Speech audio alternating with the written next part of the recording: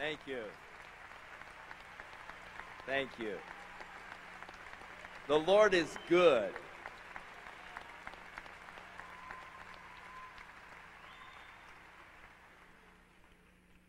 "25 years ago in the United States, there was a social revolution.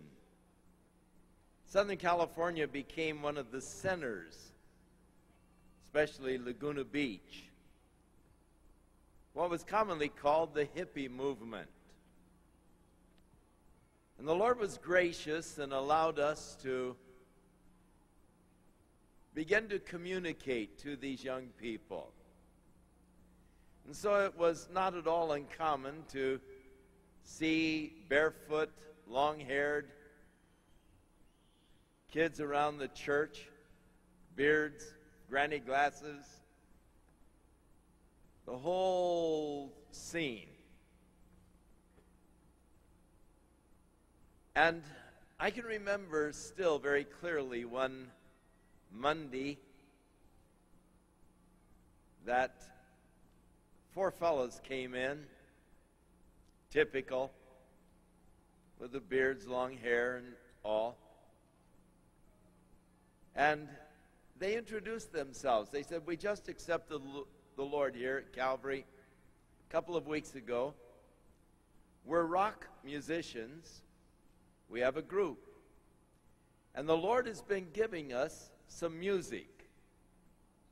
And we wondered if we could share the music with the church." 2 weeks into the Lord, I didn't know what kind of music it was. And so I said, "Could you sort of give me an audition?" And they said yes, and they went out to their van and got their guitars and all, and their bass, came back in, and they started to sing. As I was sitting there on the steps of the platform, I remember it still very clearly. As they started to sing, it touched a responsive chord in my heart. I began to weep. The music was absolutely beautiful. It was an expression of a fresh experience with Jesus Christ. I said, "Oh, yes, you can share with the church. Monday night we have a youth night. Why don't you share? The kids will love it." They said, "Well, one of our members is doing weekends in jail on a marijuana rap.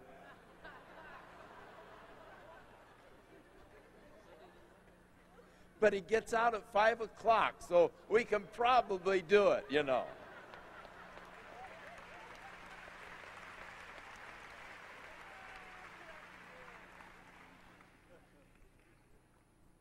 Their music began a musical revolution. A musical revolution that we thank God has touched the main church body. A whole new dimension of worship of the Lord in music. I said, "What do you call yourself?" They said, "Well, we're known as the love song in the world, and it sounds like a good name for a Christian rock group." They inspired the Way, the Gentle Faith, the Mustard Seed Faith, the Children of the Day. I mean, we started having groups all over the place as their music inspired other young people to write and to share music. Then they began to go around the country. It was sort of, have a guitar, we'll travel. And all they needed was, they had their vans, and all they needed was a box of oats and some raisins, and they were ready to go. The problem was, a lot of times they would get to a place and they would play and share and all, and then the pastor would say, "God bless you guys, here's $1, you know." And so they didn't have money to get from place to place many times. So we felt that this music needs to be spread. We'll start recording it, and then the profits of the Maranatha music will be put right back to the musicians to help them to get around the country and to share the music. At least they can take a box of albums in their van and they can sell the music, and if the churches don't give them anything, they can sell their music and have enough money to get to their next gig. And so that's where Maranatha music was born, out of a ministry. It was for those in the ministry, to help them to be supported so that they could share with the world that which God had put in their hearts. Songs of love, songs of praise, songs of thanksgiving. And that was the birth.